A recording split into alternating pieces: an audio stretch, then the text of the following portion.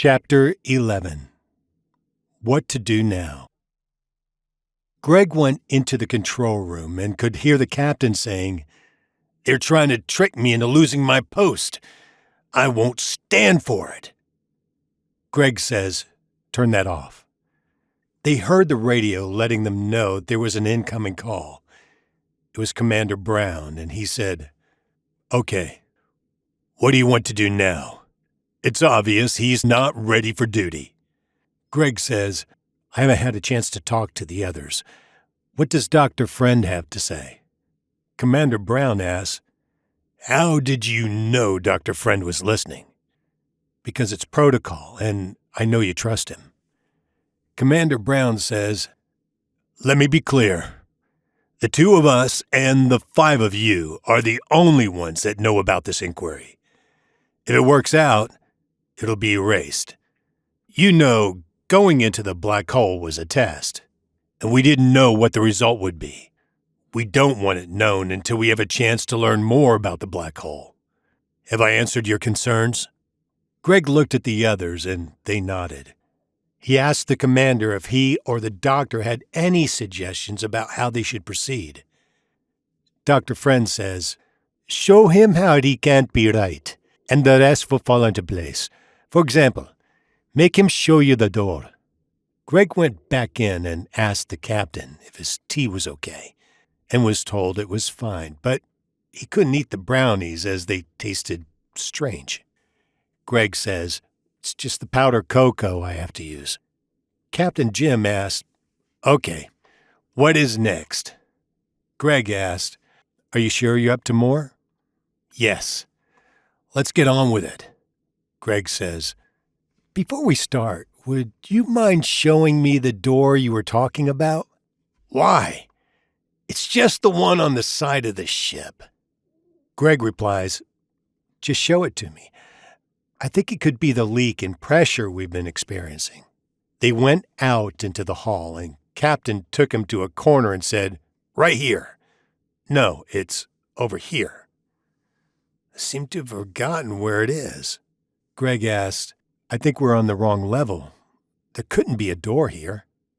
"Yes, it was just outside this room. Someone must have moved it." Greg asked, "In mid-flight?" "Why?" "You tell me. You seem to have all the answers." Greg answers, "They would not put a door on any level except the lower level. There are no steps to use, and the drop, if the ship were completely lying down, would be at least 25 feet. So you must have been mistaken. Where were you taken to the shower after they trapped the Blackbird?" "How would I know? I was unconscious." "Stupid question." Greg asked, "Who put away the small spacecrafts?" "I think I did. Maybe we should check to make sure they're secure." They went to the storeroom, but they weren't there. Captain Jim says, "They must be in the other storeroom." They weren't there either. Greg says, "Well, you need to look them up in the catalog and order new ones. Why don't we take a break and see what they're doing in the control room?" Everyone was very busy with one chore or another. Captain Jim asked, "Al, may I see your hand? I know there must be a terrible scar." Al asked, "Which hand and what scar are you talking about?" "The one that was burned so badly. I think it was the left. Yes, I know it was." Al says, "Okay, look, I don't remember burning it." Captain Jim says, turning his hand over and over, "It didn't leave a scar. I'm so glad. But your poor face. I'm so sorry. The Blackbird just kept making me grind your face into that gravel." Greg held his hand up and said, "Al, tell the captain the story about the kid and his scarred face." Al says, "Okay, but I told you before. When I was about 5 or 6, a kid was attacked by a kid about 15 and knocked down. He then ground the little kid's face into the gravel until he was badly scarred. He spent many months in juvie for it." Captain Jim says, "I don't know what's going on. Are you all just trying to drive me crazy? Or at least trying to make me think I am? I'm going to lay down, and when I get up, you all had better get your story straight." After taking a long rest, he went to the control room and asked, "Who's going to be the first to confess their role in trying to set me up to lose my command?" Everyone just stood there, looking at each other.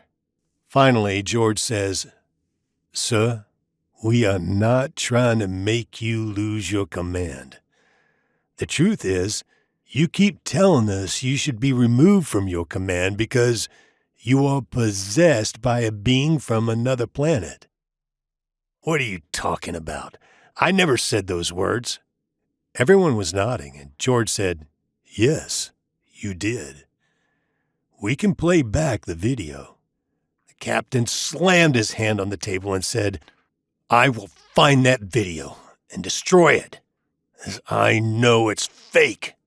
With that, he left and went to his room, closed, and locked the door.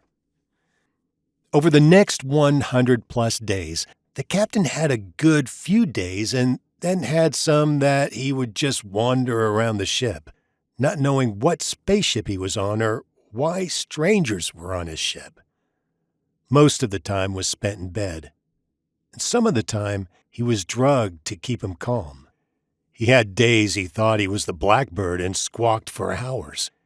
Then he had days that he called and begged and pleaded for the bird to come back. These days were rough on Greg and the rest, but mostly Greg, as he spent hours at his bedside talking to him and rubbing his hand. That was all he could do for the captain. The hope was that he could hold out until they could get him to real doctors and good equipment to look at his brain, hoping they will be able to help their captain.